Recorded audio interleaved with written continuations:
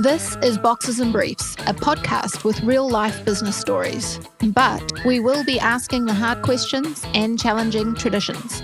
So broaden your thinking with fresh perspectives and solve problems for business success. Welcome to Boxes and Briefs. My name's Lisa. I'm Tori. And today we have with us Melanie Langlotz. Hello, Melanie. Hi, how are you? Kia ora. Hello. Kia ora. I love that. Yeah. Melanie is a business strategist, CEO, and entrepreneur with over 30 years' experience, both in media, entertainment, gaming, and production. Her expertise includes innovation, product design, business development, project management, and marketing. She's passionate about leveraging technology to conquer business challenges. That's quite an inspirational statement. Yeah, and I'm just realizing we're going on to 35 years of business experience. Oh my God, where's the time gone? So tell us about your business. Okay, so I love to tell people about the story how I even got into business because it was very late in life. I'm not going to go too much into detail, but I was in my 40s when I decided to study entrepreneurship. And I'm going to give SIT a little plug because they do that beautiful different entrepreneurship or business degrees at zero fees, which is no excuse for anyone saying I cannot study business because I don't have the money, right? So listen to me. I studied online and I loved it. It was just great. Okay. But it opened my eyes to what entrepreneurship really was about because my dad was an entrepreneur and I never wanted to follow his example. Well, So, it was a bad one? No, I just kind of like watched him and it totally didn't appeal to me and I just decided I do not want to do what he did. Like seeing him stressed out all the time. Oh, or and about something. taxes and trying to figure out what the market was going to buy and whatever. And so he was one of those few Germans that went straight into East Germany even before the wall came down. And it was a different world. It had a lot of opportunity. I just really did not like what I see. Or what I saw, sorry. And so I was desperately trying to not go into business and just stay in the creative arts world and just do whatever I could to not get into it. Okay, so that's what you're doing before. Yeah, creative and so arts. then what happened was that a flatmate of mine said to me, you should study because you've got the discipline. And I was like, really? Me? No. So I studied business, and it literally took off the lid of Pandora's box. And it started with questions in the application form as to what problem do you want to solve? And I sat on that question for like 3 weeks, and I thought it has to be a problem I'm really intimately familiar with, that I have the answer to. What would it be? And at the time, I had a stepdaughter who was 7 years old and who used to go with me to the parks to show me evidence that fairies had been there. Oh, that's And cute. I always loved that. I love fairies. I would have done exactly the same Well, thing when I was a kid. there's evidence in every park that there's been fairies, Oh, right? okay, tell me so more. beautiful. But the thing was, she turned 7, and all of a sudden, parks were boring. She didn't want to go anymore. And she decided that computer games were cooler. And so she was from 7:30 in the morning on her laptop playing Animal Jam and Moshi Monsters and Club Penguin and what have you. And then Club onto Penguin. PlayStation, and so it went. And then she started complaining about back pain. And I would say, isn't that because you're constantly in front of the computer? And it's like, no. So it was within that time that I'm so frustrated with her no longer going to the park, and she should go out. Yeah. And I'm sure I'm not the only parent. No. That is my subject. And I had been for a long time coming from the film industry looking for what's the next form of entertainment. And I decided that it was augmented reality. And so I thought, if I take the best of both worlds, so I take the park, I take the best of gaming, and I use augmented reality, and I'm jammed it all together, and then we end up with a playground in a park that is an augmented reality playground. And so that is what I applied for my studies. Yes. For my postgrad. And that was 2011. Wow. That's a long time ago. That was a long time ago. And that was leading edge. And I was at the time, I was general manager at Images and Sound at a post-production studio. And I remember pitching this to my bosses, and they were like, I don't even know what you're talking about. Virtual reality, what? But some of our artists totally got it. And so one of them, our art director, who was also German like me, she said, I get it. Let me draw some concept art. Yeah. And so she drew some beautiful concept art, which I still have and which I still love to pull out and say, this is what it was back then in 2011. This is what it is now. Yeah. And so she drew it and finished my thesis. But as part of the thesis, I built the world's first virtual mower park in Otorohanga as a tester. Unfortunately, that never quite saw the daylight because Otorohanga wanted to kind of like build it out into something bigger. But we actually built the world's first as detailed, real mower you can imagine. She was a Northern Ireland mower called Trevette. She was developed by Trevor Worthington, the mower expert in the world. And it designed all the way down to how the feathers are parting and how far the toes are spreading and everything. Incredible. That's amazing. So really cool. So on it went, and then I joined a startup specifically to learn about geospatial augmented reality because I'm not a developer. I would see myself as a tech visionaire. And I met this CEO from the company called Augview. They were doing geospatial augmented reality to help infrastructure, road workers map out where the infrastructure is underground. So you use augmented reality to see where everything is, right? Before digging. And I told him what I wanted to do, and he said to me, I'm a little bit bewildered at the beginning because like you want to do what? and then he said, I have the technology. I can teach you how to build your playground. And so we came to an agreement where I said, I take a pay cut, you let me experiment, and we'll just work together. So I built my first prototype in 2012. That was 2012. 2013, we built the first prototype. We tested it with a couple of kids, which was really funny because I remember this moment where I gave my phone to a 14-year-old in Victoria Park in Auckland, and there was this giant, enormous life-size T-Rex coming for him. And he started screaming and yelling and running through the park. Oh my God, there's a T-Rex, watch out. And it was just so funny, right? Oh my God, wait, can I just quickly ask? So is it one of those things that you put over your No. He's literally got a phone. It's your phone. It's your phone. So geolocation means that you have a specific space, a park space, where you interact with augmented reality content that is life size. So it's like somebody dropped you into a PlayStation. And there you are, right? And the difference between virtual reality and augmented reality is that virtual reality is 100% synthetic. Augmented reality uses a live camera feed and puts the 3D or 2D content over the top. The difference to post-production is that it has to be live. It can't be produced afterwards. So augmented reality is live. Everything else is post-produced later, right? Rendered later. And then mixed reality is that you can interact with the content. So there's a couple of different bits and pieces, and I might kind of like go a little bit more into tech details later on. But so what we found over the years is we tested with over 1,000 kids, and the kids just loved it, and they weren't concerned about the quality of the content either. They just loved being in an imaginary world, and they forgot how much running they were doing.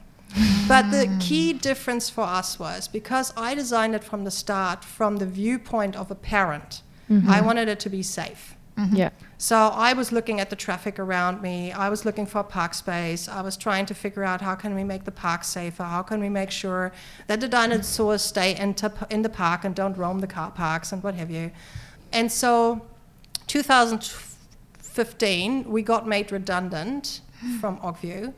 And there was a junior developer who had walked in from the street. She was extremely capable, and she said, I love your idea. I can do this. I can build this. You know, like she had worked with us. She climbed the career ladder, became executive director on the board, ended up making all of us redundant because she had to, and then became my co-founder. Wow. And so 2015, we started the company officially. We had an idea. We loved it. And we talked to a friend of ours, Stephen Knightley, who now runs Rocketworks, big game company in Auckland. And Stephen said to us, why don't you join a business incubator? There is one in Chile, in South America. And we were like, a what? What's a business incubator? And then he said, they give you $10,000 for free. All you have to do is be there for 3 months and work on your project. I was like, that sounds too good to be true. Do they want my kidneys? So we actually thought it was a scam until I had somebody from Chile on the phone and in a Zoom call. And so this is one of the most famous, startup incubators in the world. Wow. And so we were part of TSF, and we're the second cohort, I think. And off I went to Chile. And so we started building the pitch. Yeah. We started honing in on what we wanted to build, and we started to think, how are we going to monetize that? So here comes the first fun fact, right? So we based our virtual playground model on the idea, how much does it cost to build a real playground? And we thought, man, they've just completed a playground in Upper Hutt in Wellington. It cost $1.2 million, say the newspapers, so what if we just grab a bit of that and we say, we sell you a virtual playground for $60,000 for 3 months, it's peanuts in comparison to a real playground. And off the chart went the revenue model, this is how much money we're going to make. Oh my God, we're going to be millionaires, right? Yeah. So we thought. Yeah. And then we started pitching, and pretty much every investor told us that we were insane. Also because they said nobody in their right mind is going to run around with a phone in front of their face outside. And what do we know? Obviously, that was before Pokemon Go. Yeah. Right? Yeah, so I was going to say. it was before Pokemon Go, and nobody could imagine that anyone was going to run around with a phone in front of their face, that urban gaming became such a hit. And we knew already about Pokemon Go's development. It's weird though, because we're all walking around with our phones in our face in the street. Yeah, but now we do. Back then it wasn't quite as bad. Things have kind of picked up. It got worse. God, that's terrible when I think about it then like that. So, I kind of like to get say it in, 2011 wasn't quite as bad as it is today. But anyway. So we got no buy-in from the investors. Yeah. In actual fact, I felt a little bit like they were laughing us out of the room. No. We joined Lightning Lab in Wellington, so we went to the next incubator. Didn't really get, any different feedback. Everybody was still, this is not going to work. This is just weird. You guys are just too far ahead for them to comprehend at that point, hey? So, and then what happened was we realized we had a first model which was called Sharks in the Park. And we wanted to sell it as a premium model. And we started to calculate how much money we would make on a premium model if App Store and Play Store were going to take 30% commission.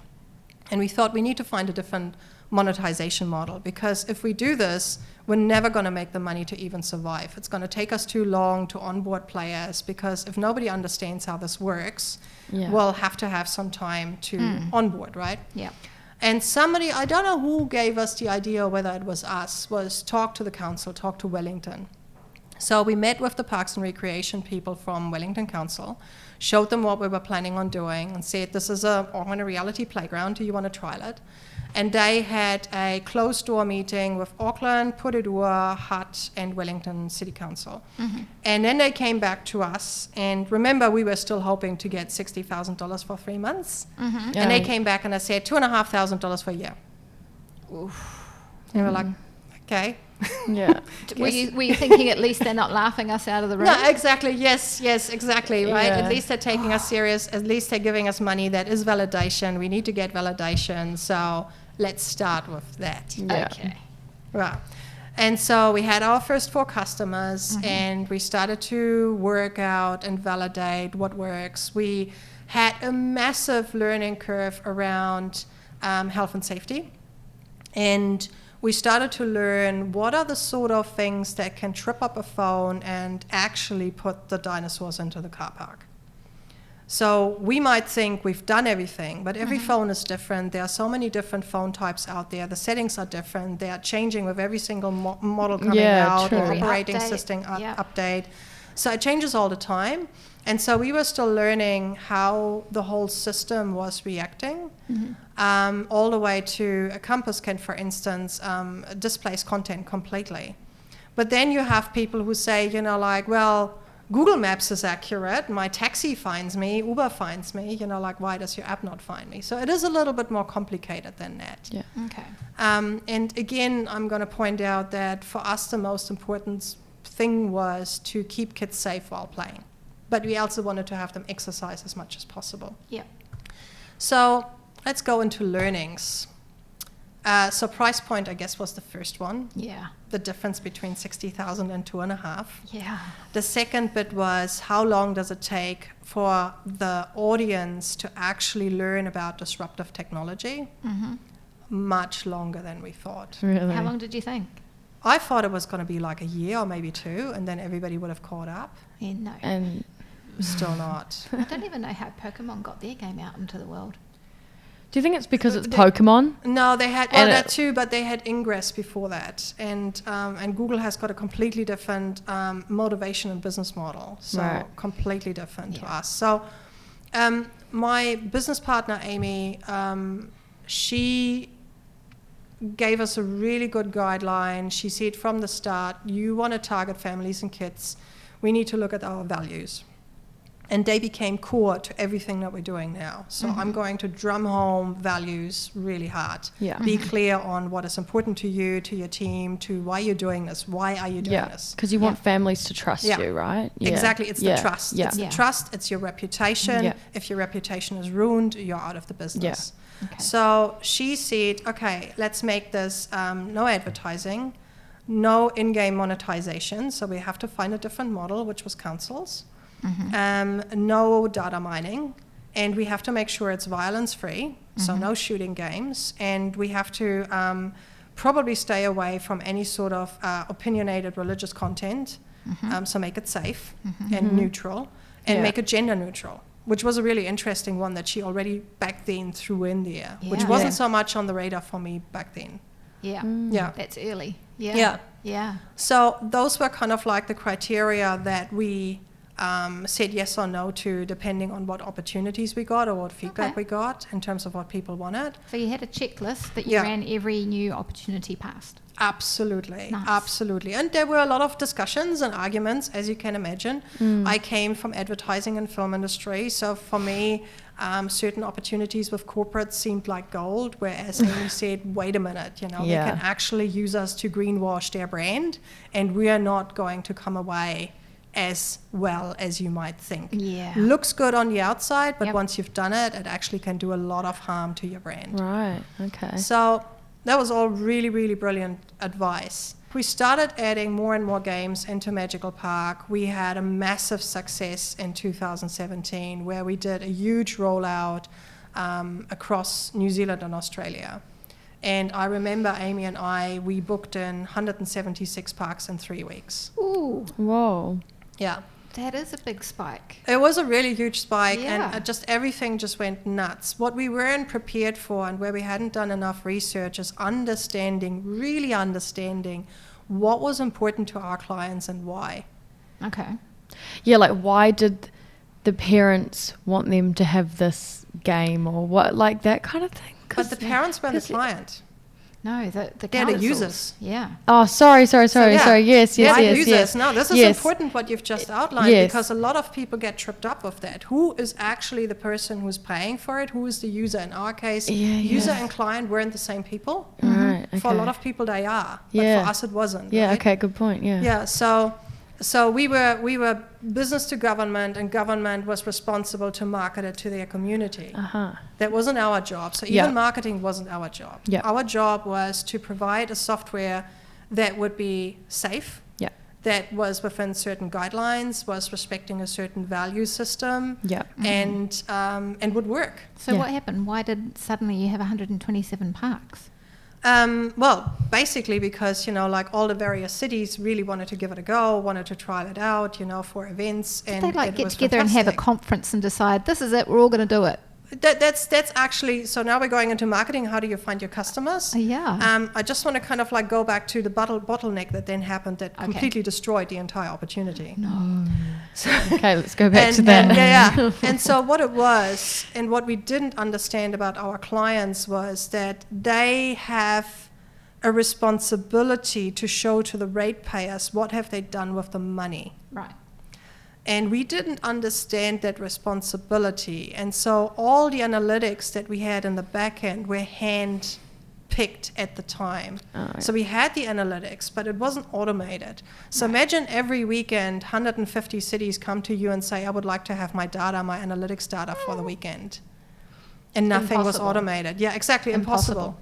all of a sudden we were just pulling data non-stop and couldn't do any sales, marketing, and improvements anymore. Right. And because we had limited funding, with the money that was coming in, it wasn't quite enough because, those were trials. We weren't earning $2,500 with every park that they were booking at the time.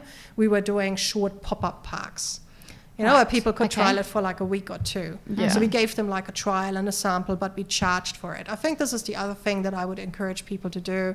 Don't necessarily give things away for completely free. Charge something for it. It doesn't have to be much, but it's validation. Yeah. And it's a different appreciation and responsibility if they give you money for it. Good point. Yeah. Thank you. But we weren't really clear at the time ourselves that this was actually a partnership agreement. And the partnership agreement was that this is what we do and this is what you do. So our partnership, our part of the deal was, okay, so now we learned we have to give you analytics. We didn't know that. Okay, there was a learning curve. So back to the drawing board, automate analytics. Yep. But we also realized that we had to educate our clients that if they were partners and not clients, they had responsibilities, and the responsibilities were marketing. And so the next learning curve was augmented reality playgrounds are invisible. They're invisible. And you cannot expect that if you book it, that everybody will find out about it if you don't do marketing, because they are invisible. So you can't treat them like a normal playground. And as much as you might kind of like go, especially in this digital age, didn't they kind of like think to put it on Instagram and TikTok and whatever, besides the fact that TikTok didn't exist back then, and Facebook and all of that. A lot of the councils thought that if we do one post, everybody will come. That would be enough. That would be enough. And with an image that was meaningless, no video, no link to the website. And it's funny because it's coming from like something that's so high tech. So we started to identify all sorts of challenges and hurdles, and the list really seemed like never ending. I think it was a little bit of that and starting to hit snags in the road and in the development, and was still only Amy and May, where Amy lost a little bit of faith. Yeah. And where she looked at her talent, which she had a lot of, and she decided, what, let's call it quits. Okay. You take the business, I go and join Weta Workshop. Okay. So she moved on to Weta, did extremely well, super proud of her. She's an amazing, amazing person. She's also recently, I hope I can announce that, she's just joined Dinosaur Polo Club as the CEO. Oh, wow. So, which is great, because I she's still doing have my well. peers, I've still got my peers, my advisors on the side, right? Yeah. Giving me But feedback. what did that do to you? To find out this whole list of things, challenges that you have to deal with, and then have a disheartened partner kind of step away. How did you react? That's a really good question. That was like a divorce. Yeah. It was like a where divorce. to from here? Because it would have, Well, how do you get back out of that? There's a little fairy tale story in that, okay? A little fairy tale story. So totally went into depression. Yeah. And didn't know how to carry on. And when I was 16, I used to be a caregiver. Okay. And so what I've done over the years, whenever I hit a really hard spot on the road and I feel like I'm going into depression, I go back to caregiving. Okay. And so somebody in our community looked for a caregiver for an elderly gentleman. Cut a really long story short, I am now together with his son, and we are a happy couple, 6 years on, and we used to try and get shifts together looking after his dad. That's so cute. That is cute. Isn't it? But also I really love, there's kind of a value in there of when you're down and out, if you give, it will come back. Yeah. Yeah. Exactly. Yeah. And it did. And I think I can probably advise founders to take a work holiday a few times during the journey, because on average we say that it takes 10 years before your business gets to be a success. That long. So it's a long runway, and it means that you have to have a lot of stamina. And of course, it is natural to have your ups and downs and your extreme ups and downs. Yeah. So I took a couple of working holidays during our journey. So the first one would be, for instance, when I did the caregiving. Yeah. The second one was I did 6 months with Datacom as a producer for augmented reality and virtual reality. Okay. And another one was I was for 1 year with Tata Geo Auckland Unlimited as a digital growth specialist.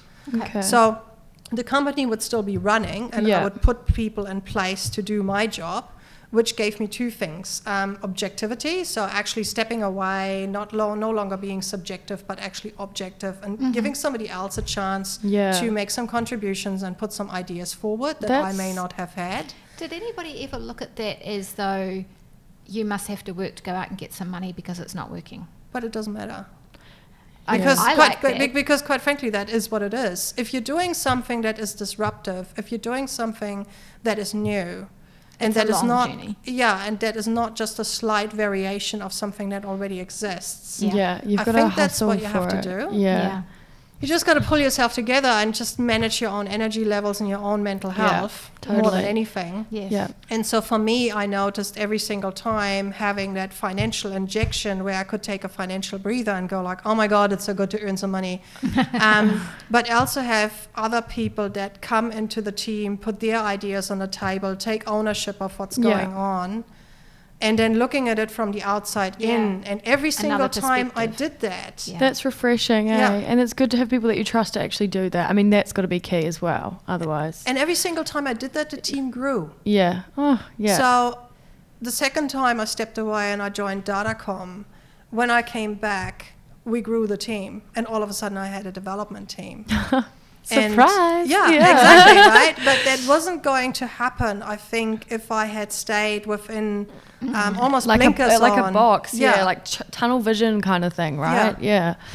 It's nice how you say tunnel vision, because I think you're so stressed. You know, you can't see the opportunities around you.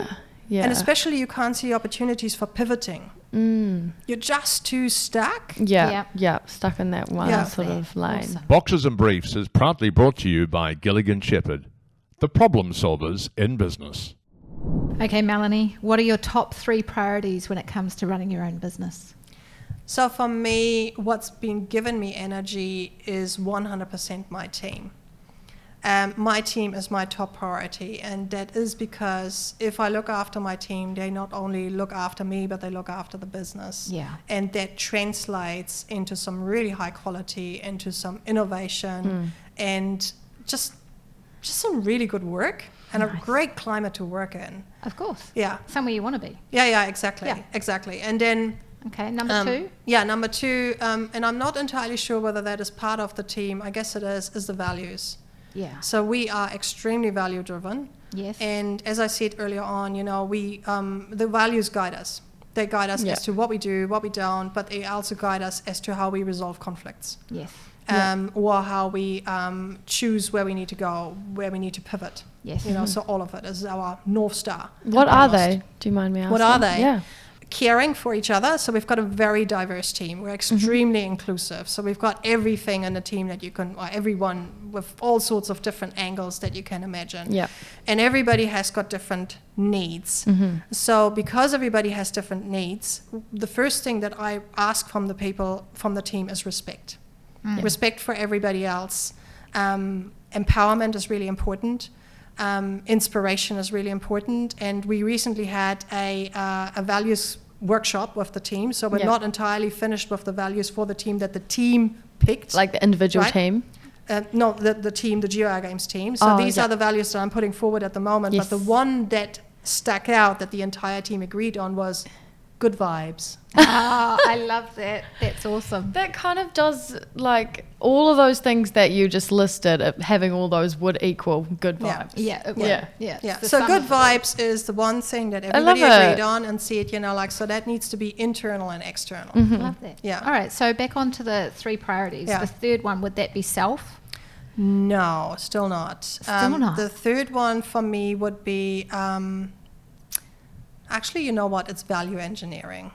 Oh, explain. So value engineering, I didn't even realize that we were good at it until somebody pointed it out. was one of our clients. What is it? Value engineering means that you build something with a focus on adding value for your customers. So Right. everything you try and do, no matter what it is, no matter how small, you try and add value for the client. And in order to add value, you need to understand what they do, right? You need to understand their priorities. You need to understand, how do you make them a rock star? How do you make them win? How do you help them get their goal, accomplished? Yeah, true. Yeah. And so for us, value engineering means that we are the partner for our client who helps them achieve whatever it is that they need to have as an outcome.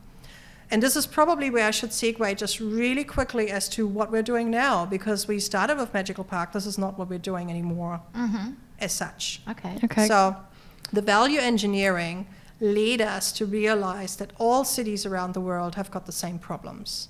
They all have to deal to climate change action, to disaster preparedness, to financial literacy, and the list goes on. Yes. Every single city around the world is worried about their water, is worried about heat, urban heat Recycling. islands, you name it, right? Yep. Everything. Yeah, everything. So we started to realize that through Magical Park, because every city, we work with over 140 cities around the world, and every city Wow. told us, we've got the same problem. Can you Yeah. do something about it? Okay. Help us. And so we would start to create simulation games for the topics. And we realized that as we were creating one game after the other, by now the question is, what's your problem? What message do you want to get out into your community? Tell us the problem, and we'll try and help you figure out how to get that message out in the most Is effective way. it a matter of how to turn it into a game so that the message gets through? Yeah, pretty much. Yeah. Pretty much. But so we've pivoted now to become an enabler to make games or simulation games for government to get their message into the community. Okay. This is completely different to where we Wow. started, from the digital That's- playground to what we're doing now. That's epic. And there's Like an been a epic couple of- purpose. Yeah. Rewarding too. Yeah. So again, when you look at value engineering, what Yeah. came from that was impact. So I guess the other really important thing for us now is we need to make impact. Yes. Yeah. No matter what. Yeah. Impact is everything. And so True. that's our North Star. So Yeah. when I talk to the team, I remind them that the company is the enabler of the bigger goal, the needle that we want to move.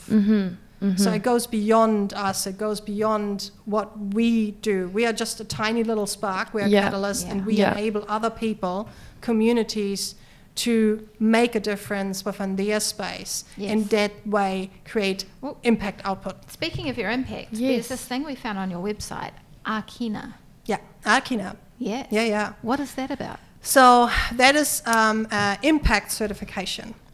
And so impact certification means that, first of all, in your constitution, you have to talk about how are you going to make an impact. It's easy, buzzword, like Yeah. we're making an impact. Well, Yeah. how? Yeah. Are you measuring it? Are you measuring the output? Yeah. How do you measure the output? And it's not an easy thing to do, but that's also when you start to realize, are you actually an ethical business? And what are the moments when you would kind of like start to slide into unethical and you wouldn't even know? Yeah. So, Yeah. for instance, a lot of businesses are looking at outsourcing. They might be outsourcing into They don't know. countries where Yeah. it is cheaper. Yeah. Is that ethical? Is it ethical to pay people in a third world country below minimum wage to get things done? Or should you at least be ethical enough to say, I'm going to pay you a decent salary despite the fact that you are in a third world country? Yeah. So that would be an Exactly. example. That's a Yeah. big one. Yeah. Yeah. Or Yeah. where are you getting your anything that you're using for your business? Where are you getting it from? So we're not perfect, but we have it on our in our awareness, and the Yes. team is constantly alerting all of us when they've identified something that's not right. Yeah. So, for instance, when we're doing activation events, say for Magical Park, and we're having swag there for the kids, Yep. is the swag ethical? Okay. Where has it been bought from? Has Yep. it been purchased from Timo, or has it been bought from local artists? Yep. Is it on Yeah. recycled paper, or is it plastic? Yep. And of course, you have been ahead of the curve for so long, and now privacy policies and AI and all that kind of stuff was starting to catch up. How is that affecting the business now? Very, because we work with councils and the government departments. So the first thing that they have their warning radars on about is what data are you collecting that could potentially identify kids? Yes. And so for us, that means that we have to look at every single digital software in such a way as to how could somebody hack it? How could somebody get the data? What sort of data are we collecting, and how could somebody be identified? What are potential gateways for somebody to harm the kids without our intention? It's so scary when you have to have that negative look at things, right? We've become quite good at it over the years. But you could know? just frame it as it's not negative, it's just about safety, and it's just ensuring that everyone's safe rather than sort of... That's right. Yeah. And we had a really great mentor from the city of Melbourne who said to us, whatever you do, think about it in a way that what could be the worst headline on the front page of the newspaper tomorrow morning because there's something you didn't do enough about. Yeah. What would it be? So that, for instance, that's a common thread at the moment. We had another guest say exactly the same thing. Yeah. So you do need to kind of like look at your actions, and you always need to play devil's advocate and go like, how could that be used in a way that we didn't intend? Yes. Pokemon Go, if I use that as an example, they were very much banking on common sense in users when they came out. They didn't realize what people could do with the software or with the app and what would happen, right? Yeah. And it is a really easy thing to do. So testing when you do software, especially for kids, is absolutely key. Yeah. So we always test with focus groups. We always test with the community, which is another important point for us, that we say we build with community, not for community. Just collaboration kind of thing, because you are That's right. constantly listening to their needs and thinking about their safety and that. So in the whole journey thus far, the whole 35 years of it, what is the scariest or sort of thing that's made you fearful in the journey? When was the scary part? I think it is such a roller coaster up and down. I can't pick something where I think that was the scariest, because it's on a day-by-day basis. Really? It is. And sometimes it's the little things where I get a message and it says, team member, I really need to talk to you. And I'm starting to go like, oh my God. And then it is like, can I take tomorrow off? It's like because there's so much risk for so many things to happen, especially in the industry that you're in. Like you probably are on edge when you get a message like that. I am. I'm constantly on edge, and I really have to manage myself, and I have to kind of constantly remind myself that, it doesn't have to be that, it could be something else, don't worry, or even when I'm facing a problem where I cannot find an answer to, and I'm mulling it over and over and over, the best solutions for me have always been reaching out to peers. Yeah. So reaching out to my colleagues and saying, this is the conundrum I have, what would you do? Yeah. So those support people are really important for entrepreneurs. Yeah. Talking about AI, one of the things I love about AI is that it's a really great brainstorming exercise, right? So you can tell AI all of your problems, and you can say, I really need you to coach me. It's really, I love it. Yeah, but it would though, right? It would. Like, I feel like we use AI to solve our problems for our clients. So I have had my days where I went like, I have to have a really difficult conversation. These are all my worries. This is what I'm worried about. I'm going to get as a response. How on earth can I make this conversation better? That's a great tip. That's so good. Yeah. And I got the perfect conversation. I was like, oh my God, this is great. So love that. So when I especially have scary conversations or topics where I go like, I don't know how to handle that.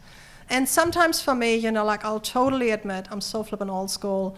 I'm still getting used to different pronouns. Like, how do I ask somebody for their pronoun? I'm still really uncomfortable with that. But we have such a diverse team that I had to learn over time, to just get used to it. Yeah. Right. If we have graduates coming in and I just cannot tell what pronoun to use, getting comfortable with what pronoun should I ask? Should I call you with? And eventually I got comfortable with. But it was something where I typed into ChatGPT. How do I talk to them? What do I say? Yeah. How do I get comfortable? Yeah. That's crazy. So So nice. It's your go-to for if you don't know for how advice. to for advice. If you don't know how to approach a subject. Support people are on your fringe environment. Yeah. 2, AI. Talk to a robot if in doubt. Just use it in a different way. And so we've got one of our superstar producers, she's dyslexic, and And she uses AI to just really help her write emails, especially difficult emails, So bullet point what you need to get across, get an email out, shape it a little bit, and there you go. You've got something. And our team, I mentioned earlier on, we are so diverse. Mm-hmm. We've got everyone and everything in our team, but that comes also with that beauty of different brains and different way of thinking, and different approaches, and also outlining different potential risks that might not necessarily be on my radar. And I find that AI has been quite great with helping with some of the innovation that came out of it. So the team has a really interesting stance on AI. We are obviously very hot on copyright and very hot on artists and protecting their work. Yes. So for us, AI is a brainstorm tool. It helps us with draft scripts. It helps us with even when we're kind of like brainstorming game ideas. Yeah. AI is not necessarily great at game ideas, but it can give you a framework that you can work with just to word things. So we might kind of like describe a game idea to it and say, can you spit out a draft? Okay. So you bullet point what you want the game to be. You say, this is how it's going to work, spit me out a draft that I can pass on and put in a document. That's the message that's coming out of AI. It's a tool. Yeah, it's a tool. Yeah. Okay, well, to wrap us up, I want to know if there's a particular moment in your entrepreneurial walk where you realized you'd made it. Yesterday. When our senior developer said to me, if there was one person I would want to work for you full-time employed, it would be you. So we're currently in the moment where we're transitioning people over to employment. Yes. And it was the most beautiful thing that he could have probably said to me. Yeah. It was just amazing. Oh. You must have had massive respect for them in that sense then, It isn't about money. It isn't about the clients. It is about providing a really good workspace for your team and then getting amazing feedback from clients and from the players. Yeah. To me, yesterday, that moment was really pivotal because I just had the feeling I had set myself the goal to be the best CEO that I can possibly be. And in order to be the best CEO, I needed to create a team or a space where the team can thrive and be empowered. Yeah. And so to me, it kind of felt a little bit like, maybe I'm not too far there. No, I wouldn't say tick, but one box tick. I'm getting there, right? Yeah. And sharing with the team that was my aspiration. Yeah. Everybody on the team recently in the value workshop made a declaration of their own goals. Okay. And we're all supporting each other and getting everybody there. Nice. And so it is about building a team that has your back. Yeah. Where you can come to work and say, I'm so tired, I couldn't sleep, this is what I'm worrying about, and you don't have to hide things. Yes. Yeah. Yeah. Oh, we have that. Yeah. There you go. Yeah. It feels nice, right? It does. Yeah.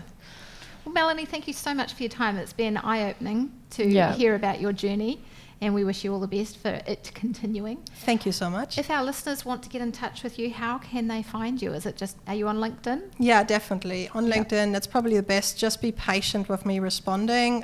Do mention the podcast. Yes. Because unfortunately I get hit up with so much spam, and so trying to sift through, who reaches out to me for what reason. Yeah. And then it's easier for me to reply. Yeah. Perfect. All right. Thanks again, Melanie. Cool. Yeah. Thank you so much for having me. Welcome. Boxes and Briefs is proudly brought to you by Gilligan Sheppard, the problem solvers in business.